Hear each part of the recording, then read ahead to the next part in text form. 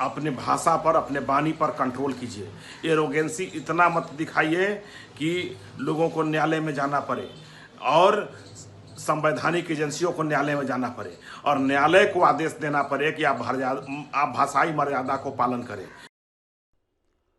नमस्कार, प्रेस जागरण में आपका स्वागत है और मैं हूं कुंदन। आपको बता दें कि तेजस्वी यादव जो है वो आज दिल्ली गए थे। सुबह सुबह कोर्ट में पेश होना था उनको, सीबीआई कोर्ट में। सीबीआई कोर्ट में इसलिए पेश होना था कि आईआरसीटीसी मामले में वो बेल पे हैं और कुछ दिन पहले सीबीआई को लेकर उन्होंने एक धमकी भरे लहजे में कुछ कहा था सीबीआई को, जिसको लेकर सीबीआई कोर्ट में गई और एक आरोप दर्ज कराए उन पे कि इनकी जमानत याचिका खारिज की जाए कि ये जमानत पे हैं अगर, और ये अभी धमकी दे रहे हैं सीबीआई को, तो अगर ये बाहर रहते हैं तो जांच में इस पे फर्क पड़ेगा, सही तरीके से जांच नहीं हो पाएगी, अपने पावर का ये मिसयूज करेंगे।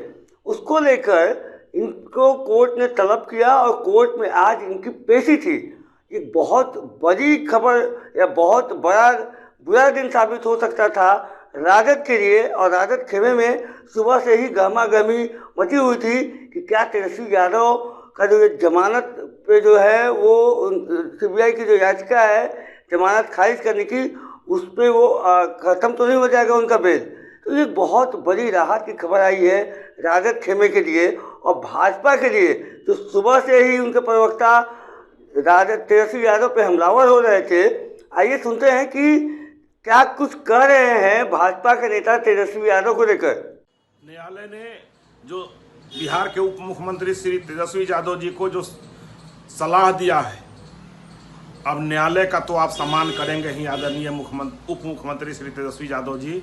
आपने तो जनता का सम्मान नहीं ही किया, बड़ों का सम्मान नहीं ही किया, लेकिन आपने अब न्यायालय का तो सम्मान कीजिए और भाषाई मर्यादा का आप आदर कीजिए।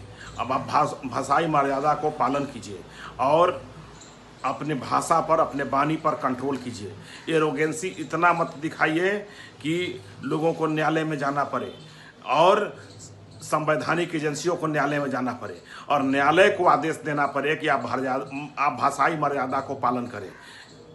आप जो है बिहार का अपमान नहीं, सम्मान कीजिए, न्यायालय का आप सम्मान कीजिए।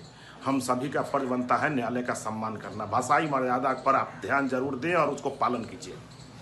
आपने सुना कि भाजपा के जो नेता हैं, जो प्रवक्ता हैं, वो तेजस्वी यादव को इस मामले पे घेर रहे थे। उनका मानना ये था कि तेजस्वी यादव को जेल जाना पक्का है और उप मुख्यमंत्री की जो कुर्सी है वो एक बार फिर से तेजस्वी यादव के हाथ से निकल जाएगी। लेकिन सिर्फ और सिर्फ कोर्ट ने तेजस्वी यादव को हिदायत देकर छोड़ दिया है।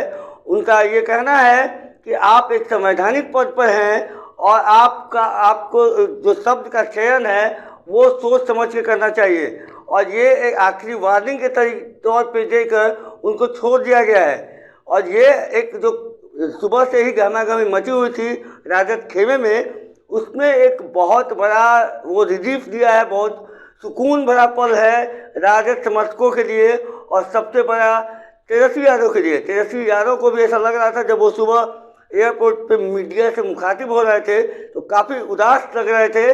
उन्हें भी ऐसा लग रहा था कि कहीं अगर उनकी जो जमानत याचिका जो खारिज करने का अपील है सीबीआई का, उसे कोर्ट मान लेती है तो उन्हें जेल भी जाना पड़ सकता है और एक बहुत बड़ा जो है वो नाटकीय रंग ला सकता था बिहार की राजनीति में। ये एक बहुत बड़ी राहत की खबर जो आई है वो कहीं ना कहीं मोरल विक्ट्री के तौर पे राजद इसको देखेगी। और जो अभी जिस तरीके से 2024 की चुनाव की तैयारियां है, या जो मोकामा में जो उपचुनाव, गोपालगंज में जो उपचुनाव होने वाले हैं, उसको लेकर एक बड़ी जीत समझिए कि मोकामा चुनाव जीतने से पहले एक बड़ा चुनाव जीत चुकी है राजद, और अब इस पर जो है मोकामा और गोपालगंज चुनाव का भी असर पड़ेगा। बहरहाल आप प्रेस जागरण देख रहे थे, बने रहिएगा ऐसे ताज़ा तरीन खबरों के लिए प्रेस जागरण के साथ। तब तक के लिए धन्यवाद।